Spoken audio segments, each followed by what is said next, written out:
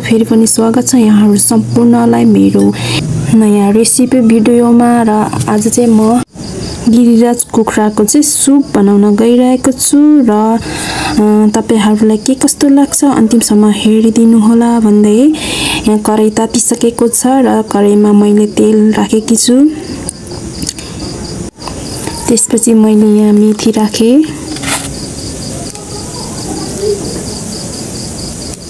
त्यसपछि ज्वानो राखेकी छु,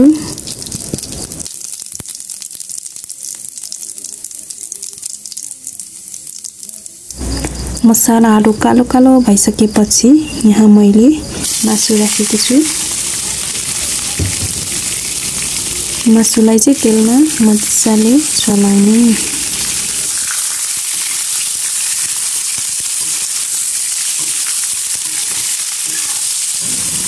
पकाउने तरिकाहरु त आफ्नो आफ्नै हुन्छ र मैले चाहिँ यहाँ साधारण तरिकाले पकाएकी छु। मजाले चलाइसकेपछि यसलाई छोप्दै पकाउँदै गर्ने।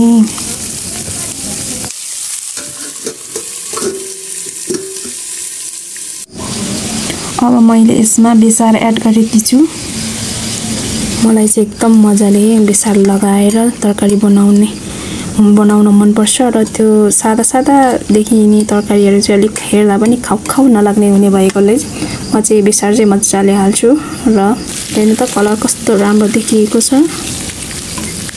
हेर्दै अहिले नै खाउ लाग्ने जस्तो देखिएको छ।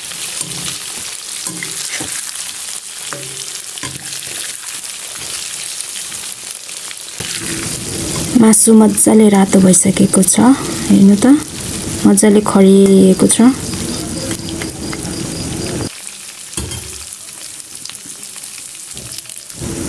अब यसमा मैले प्याज राखेकी छु। म चाहिँ प्याज चाहिँ पछि हाल्छु। कसैले चाहिँ सुरुमै हाल्नुहुन्छ, कसैले चाहिँ पछि हाल्नुहुन्छ। म चाहिँ मजाले मासु खरिसकेपछि चाहिँ प्याज हाल्छु।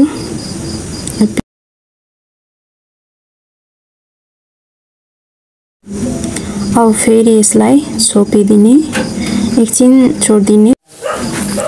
त्यसपछि यहाँ टमाटर एड गर्ने।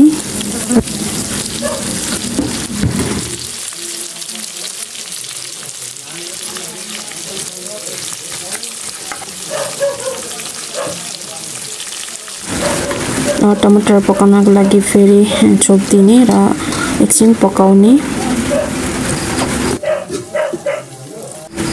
अब यहाँ पिसेको मसला राख्ने छु र मैले चाहिँ यहाँ डल्ले खुर्सानी, जिरा, लसुन, अदुवाको पेस्ट बनाएर यहाँ राखेकी छु। तपाईहरुले पनि राख्न सक्नुहुनेछ। त्यसपछि यसलाई मजाले मिक्स गर्ने र सबैतिर मसलाहरु राख्ने गरी चलाउने।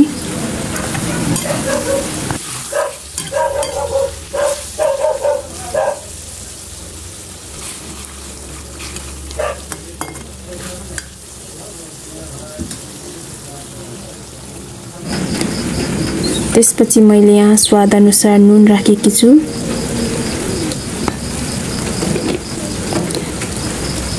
त्यसपछि यसलाई मजाले सबैतिर नुन लाग्ने गरी चलाउने।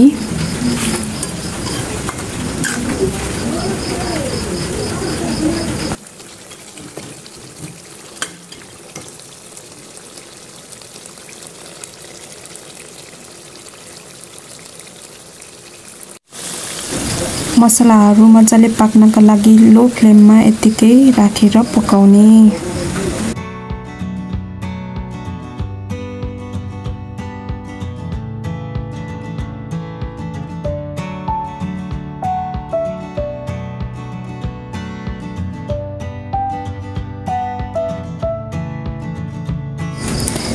लगभग मासु चाहिँ पाकिसकेको छ र यहाँ हेर्न सक्नुहुन्छ कस्तो राम्रो देखिएको छ। हेर्दा पनि खाउ लाग्ने देखिएको छ।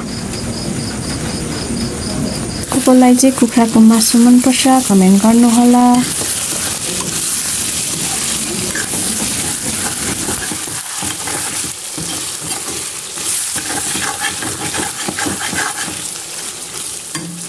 एकदम दामी। र अब कुखुराको झोल वा सुपको लागि चाहिँ मैले यहाँ आफ्नो आवश्यकता अनुसार पानी एड गरेको छु। मलाई चाहिँ कुखुराको सुप असाध्यै मनपर्छ। तपाईहरुलाई चाहिँ मनपर्छ कि मन पर्दैन भन्नु होला।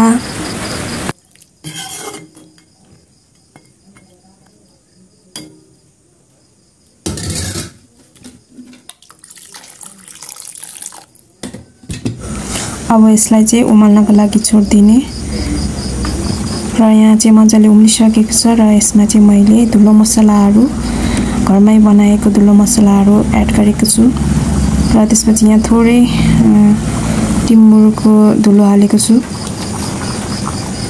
त्यसपछि मजाले उमालेर अब हाम्रो तरकारी रेडी भइसकेको छ। चिकन करी रेडी भइसकेको छ। तपाईहरुलाई मेरो भिडियो के कस्तो लाग्यो कमेन्ट गर्न नबिर्सनु होला भन्दै अहिलेको लागि बाइ बाइ टेक केयर।